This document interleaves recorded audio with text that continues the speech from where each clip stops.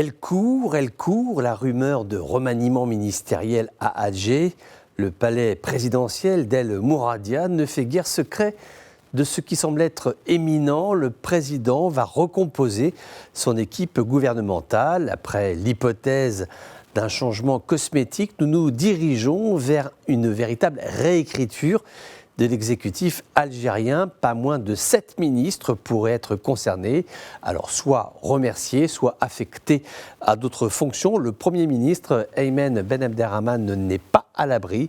En fait, tout va dépendre de la façon dont le président Tebboune imaginera son exécutif. 2 orientations possibles. La première consisterait à maintenir Ben Abderrahmane dans ses fonctions, sachant qu'il n'a pas commis de faux pas par rapport à la ligne officielle, ni coup d'éclat d'ailleurs. Il est assez terne, ce qui peut être avantageux pour un président après avoir eu un Premier ministre comme celui-ci qui fait ce qu'on lui demande et qui reste bien dans la ligne.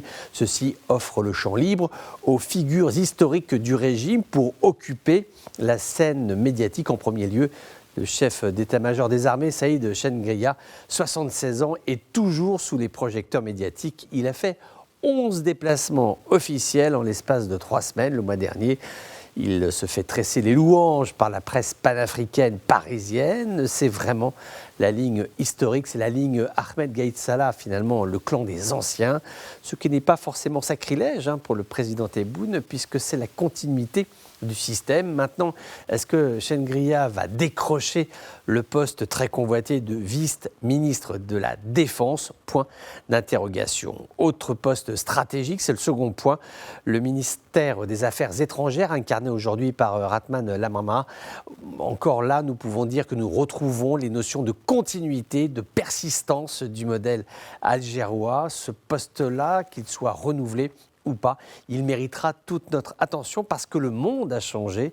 La guerre en Ukraine, les routes de l'énergie, le changement d'orientation de l'Espagne sur la question du Sahara, la Libye aussi, avec la décision d'Alger de prendre parti pour le Premier ministre libyen Dbeibah, ce qui avait été plutôt mal vu à Tobrouk. Changer le ministre des Affaires étrangères serait acter la modification des paramètres diplomatiques de l'Algérie. Ce serait aussi l'occasion d'envoyer un message plus général à la population algérienne qui, après le Irak qui a plutôt mal réussi, n'a pas réussi en tout cas, cette population algérienne, à procéder au changement de dirigeants en Algérie avec les défis qui restent néanmoins importants et considérables dans le pays. Nous ne l'oublions pas, il y a toujours le chômage, la problématique de l'accès à l'eau, la fuite des cerveaux et puis ce cauchemar de la spéculation qui fait valser les étiquettes et qui a fait vivre un ramadan très onéreux aux Algériens. Donc changer de ministre au pluriel, oui, mais pour faire quoi? La réponse du président Tebboune est, semble-t-il, imminente.